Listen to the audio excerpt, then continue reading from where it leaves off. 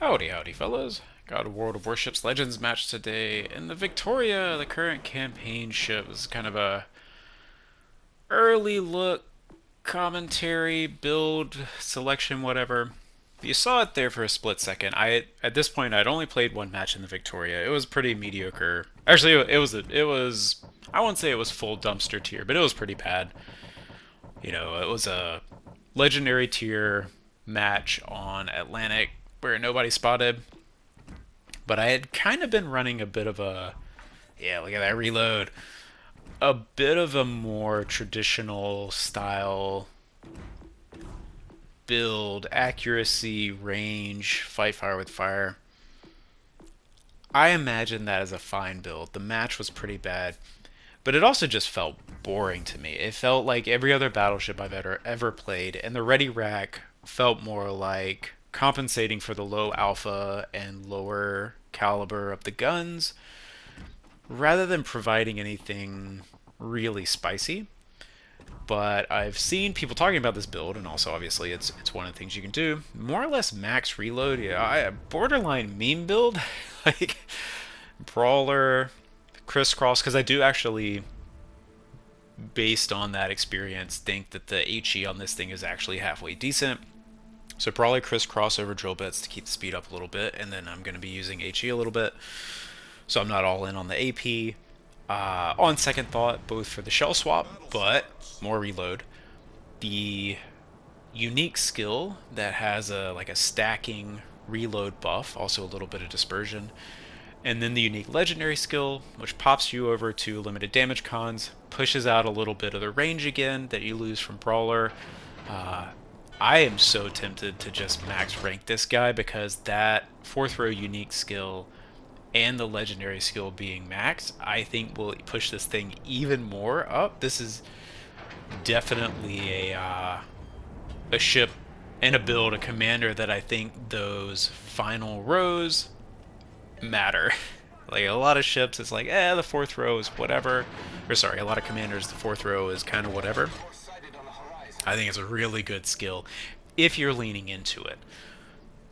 I don't know that the more standard range, fight fire with fire, survivability you could go with. Because I think he also has the extra repair parties in the fourth row. I think you could build this ship that way, and I think it would be a totally fine tier 8 battleship. Just for me, I've said this before, a lot of times what I am looking for is a build. I don't want to play a bad build, but I like to play builds that differentiate a ship from all of its competitors. The Ready Rack is the thing on this ship. That didn't feel like it was enough, especially having played the Spanish cruisers. It just wasn't enough. But leaning all the way in hard on this reload to the point of a little bit of ridiculousness, this actually started to feel pretty good. I think I swapped over to the epic mod in this match, took it off. So I need to go through my epic mod. I have so many epic mods. It is just unreal. I need to go through and take them off ships that I just don't play because I'm wasting steel at this point.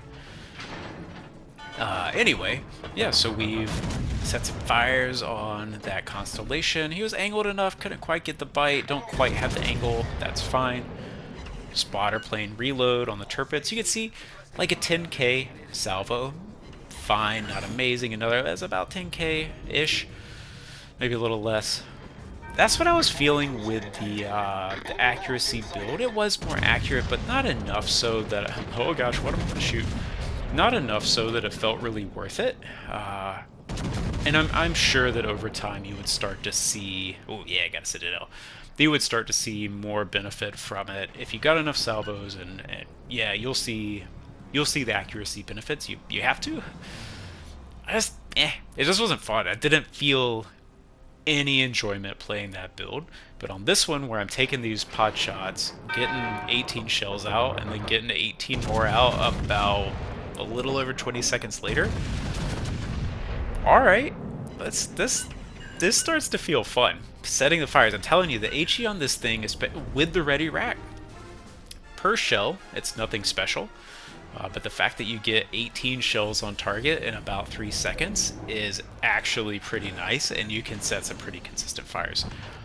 I end up, the way this plays reminds me a lot of the Spanish cruisers, that you keep an eye out for those knockout punches where the ready rack is going to give you that big salvo. But a lot of the times, or sorry, not a lot of the times, but you can also just use the HE to burn down targets as well, and that is not a thing that you should ignore on this ship, especially with 15-inch guns at tier 8. Not 18-inch. That is a big difference. 15-inch guns at tier 8, you can be left feeling a little meh, wah. To pivot off of that a little bit, the relatively actually I'll put in my stats right now just so you can see what I've endured with it. Alright, so there's my stats. I've played 6 games. You know, this is a perfect, well, not a perfectly average, like a good, but kind of well within my more or less expected range for a ship that I'm playing to a reasonable degree in 2026. That's reasonable within, yeah, Depth Strike. I forgot I got that. Yeah, Mogami. You know, within the boundaries of expectation for me in 2026. So it's not like I've had wildly good or bad matches in this ship. But my point is, and why I wanted to show you that, just to give you like a little background for what I'm saying. This ship, in a lot of ways, does remind me of the Blucher, in that it feels very strong into a tier 7 match, a tier 7 heavy match. It feels okay into a legendary match. And hello, Destroyer.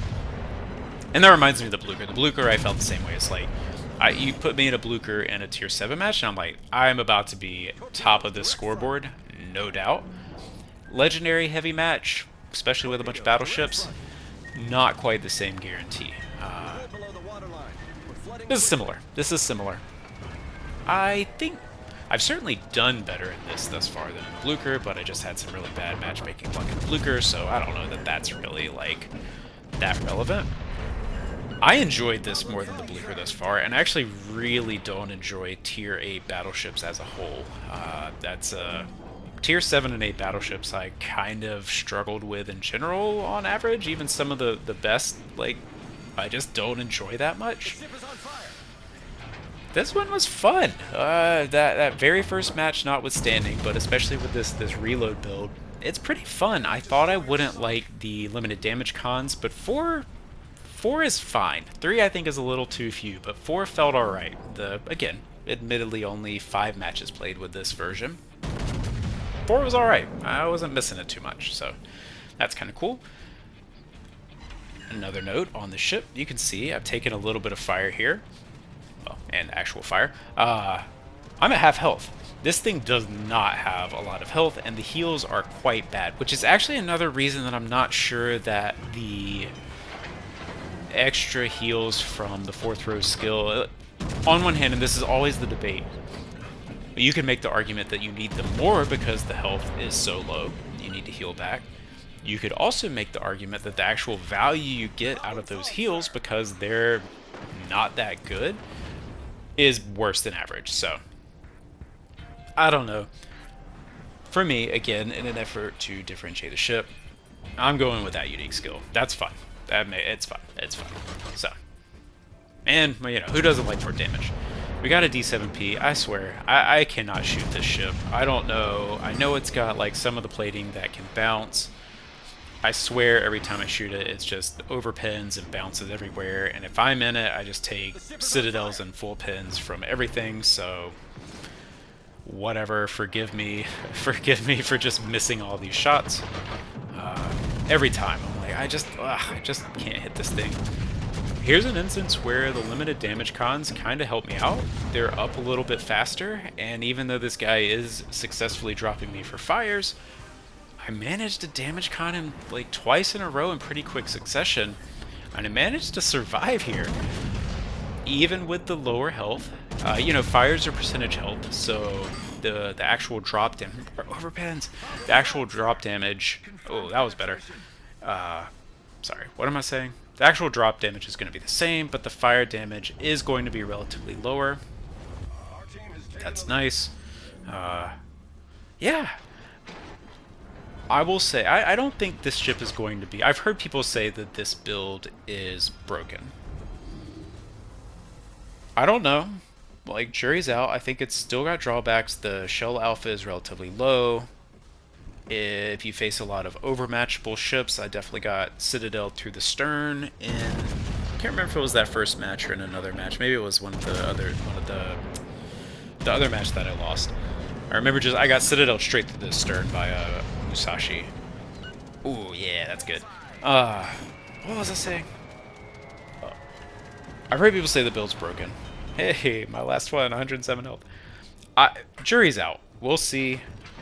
The way that the commander build stacks up with all of that stacking reload, they're gonna have to be really careful how they balance this as a whole line. You know, I'm just imagining like a tier 4, tier 5 battleship that has a ready rack, has, you know, 320 or whatever millimeter guns. Like, that thing could just brutalize some cruisers. Honestly, even battleships down that tier. I don't know. It's an interesting build path. Got a lot of promise. Now, I'm not convinced that it's too good, too bad, or whatever. Certainly interesting. Certainly interesting, and I could see some nonsense coming out of this, but we'll see. We'll see. I'm a wait and see kind of guy. Like, we just don't know. It's too early for me. As I said, my stat line. This is a great game. I'm just blasting these things. I missed out on a few kills, but this was fun and a good game, and I just have really enjoyed this build on the ship.